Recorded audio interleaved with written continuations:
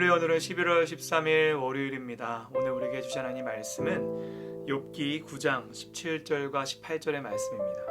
그가 폭풍으로 나를 치시고 까닭 없이 내 상처를 깊게 하시며 나를 숨쉬게 못하게 하시며 괴로움을 내게 채우시는구나.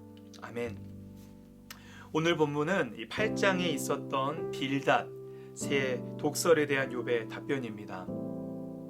우리가 잘 알고 있는 것처럼 욥은 하나님께 의로운 사람이라 칭송받았지만 어떤 사탄의 계략으로 인하여서 그가 하루아침에 모든 것을 잃어버리게 되었습니다. 사탄은 하나님께 이렇게 따져 물었죠. 욥이 이렇게 당신에게 감사하고 찬양을 올려드릴 수 있는 것은 당신이 욥에게 이 많은 것을 부어줬기 때문입니다. 그 모든 것을 다 앗아가 보십시오. 까닭 없이 욥이 하나님을 의지할 리 없습니다 라고 반문하며 욥을 시험합니다. 그래서 결국은 욥은 하루아침에 모든 가족과 재산을 잃어버리게 되었죠. 욥은 이해할 수가 없었습니다.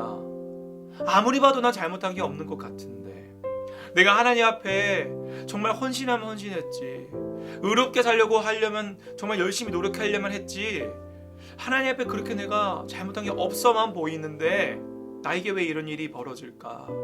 그때 욥의 친구들이 찾아와서 처음엔 그를 위로했지만 이윽고 그에게 있어서 여러 가지 비난을 하기 시작하죠. 네가 이렇게 벌을 받은 건 이유가 있다. 그냥 이렇게 벌을 받을 리가 없다. 네가 뭔가 죄를 졌을 것이다 라며 말입니다. 그때 빌닷은 욥에게 이렇게 말했습니다. 고난은 틀림없이 죄 때문이다. 그리고 욥을 난도질하죠. 조상들의 말을 빌려서 말합니다. 뿐만 아니라 욥의 자녀들이 한낮 한시에 참변을 당한 것도 바로 그들이 지은 죄로 인함이며 아버지 욥은 그들의 죄를 알고서도 방관하여서 하나님의 진노를 샀다고 말합니다. 얼마나 욥의 가슴이 찢어졌을까요? 욥은 하나님 되심에 대한 혼란과 자신의 고통스러움을 인해서 탄식합니다. 재산, 자녀, 건강을 다 잃고 엘리바스의 비전을 통해 죄인으로 낙인이 찍힙니다. 욥은 그는 영문도 모른 채 하나님의 자신을 이렇게 몰아가신다고 오해하고 있습니다. 억울하고 탄식합니다. 여러분, 이 욥기의 가장 큰 주제 중에 하나는 의인 또한 고난받을 수 있다는 것입니다. 근데 실제로 욥은 의인이라고 하나님께 칭송받았던 사람입니다. 그는 지금 어떤 것에 대한 벌로서 인과응보의 개념으로 벌을 받고 있는 것이 아니었습니다.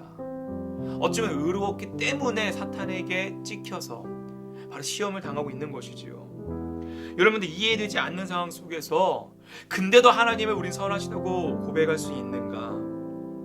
이 힘든 마음을, 이 고난 당할 때 어떻게 우린 대처해야 되는가를 이 욥기를 통해서 우리는 알 수 있다는 것이죠.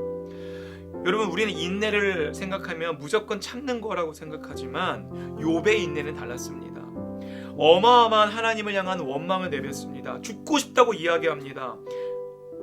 여러분, 우리는 인내하면 무조건 괜찮은 척, 안 힘든 척, 하나님 앞에 괜찮은 척을 하지만 하나님이 진짜 이 욥기를 통해 우리에게 말씀하시는 건 뭘까요? 어쩌면 이 욥의 행동은 매우 불경해 보입니다. 하나님을 원망하기도 하고요, 탄식하면서 차라리 내 목숨을 끊어가십시오라고 하나님 앞에 원망 섞인 몸부림치는 소리들을 합니다. 그도 그럴 것이 그런 고통스러우니까요, 이해가 되지 않으니까요. 하지만 하나님이 욥기를 통해 우리에게 말씀하시는 건 뭐냐면, 우리들에게도 때론 이해할 수 없는 고난이 몰려올 때 괜찮은 척, 원망하지 않는 척하는 것이 아니라 하나님께 솔직한 심령 가지고 나아오라는 것이에요. 원망해도 괜찮다는 겁니다. 때로 하나님께 소리 질러도 괜찮다는 겁니다. 그렇게 몸부림치는 심정으로 주님과 씨름하며 주님과 대화하고 주님께 솔직히 아뢰고 부르짖을 때 하나님은 우리에게 하나하나 그 고통을 우리에게 더 이상 남겨주시지 않고 하나하나 치유해 주시면서 예수 그리스도의 마음을 깨닫게 하신다는 것이죠. 여러분, 결과적으로 욥은 하나님을 만났고 하나님의 선하심을 인정합니다. 하지만 이 몸부림의 과정이 없었다면 어땠을까요? 이 아픔의 과정이 없었다면 어땠을까요? 네, 여러분, 의인도 고난받을 수 있습니다. 물론 죄에 대한 벌로서도 벌을 받습니다. 그러나 의인 또한 하나님께 고난을 받게 되는데 가장 큰 이유 중에 있다면 여러분, 그 고난은 우리로 하여금 하나님을 더욱더 간절히 붙잡게 하는 열쇠가 되기도 합니다. 고난은 우리를 힘들게 하죠. 우리들의 능력이 정말 연약한 존재임을 깨닫게 합니다. 우린 부족하다고, 하나님 항복하게 됩니다. 그제서야 비로소 우리는 하나님을 온전히 의지할 수 있게 되는 것이죠. 많은 이 친구들의 비판과 비난과 손가락질에 욥은 처참하게 무너지고 있지만, 욥은 이 하나님과의 인격적인 교제를 나누면서 씨름하면서 하나님과 가까이 가고 있습니다. 여러분, 한편으로는 하나님 주권에 순복하면서 내 목숨을 앗아가십시오 라고 말하면서, 여러분 그러면 그냥 죽으면 되지 않습니까? 네, 극단적인 이야기지만 욥은 그렇게 나의 목숨을 앗아가십시오 말하지만 결국 목숨을 끊지 않습니다. 무슨 말일까요? 하나님의 성품을 신뢰하며 그분께 항의하는 욥을 보며 욥의 인내를, 우리 또한 이 고통에 대하는 자세를 우리는 배울 수 있다는 것입니다.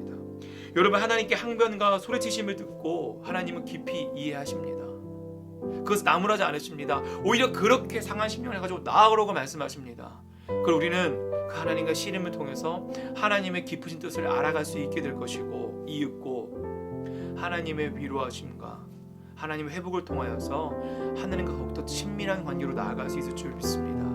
여러분, 우린 욥기를 통하여서 때로는 이해할 수 없는 고난이 우리에게 찾아왔을 때 하나님께 솔직한 마음으로 항변하고 소리치고 때로는 원망도 하지만, 그럼에도 불구하고 하나님이 결국 선하십니다 라고 하는 그 영역까지, 그 곳까지 나아가는 것이 바로 신앙생활의 정수이겠지요. 오늘을 살아가시면서 여러분, 우리도 이 욥의 원망과 욥의 몸부림처럼 우리 또한 주님 앞에 우리들의 문제를 가지고 몸부림치며 주님을 끝까지 붙잡을 수 있는 저와 여러분 되시길 주님의 이름으로 축복합니다. 기도하겠습니다. 하늘에 계신 우리 아버지여, 이름이 거룩히 여김을 받으시오며 나라가 임하시오며 뜻이 하늘에서 이루어진 것 같이 땅에서도 이루어지이다. 오늘 우리에게 일용할 양식을 주시옵고, 우리가 우리에게 죄 지은 자를 사하여 준 것 같이 우리의 죄를 사하여 주시옵고, 우리를 시험에 들게 하지 마시옵고 다만 악에서 구하시옵소서. 나라와 권세와 영광이 아버지께 영원히 있사옵나이다. 아멘.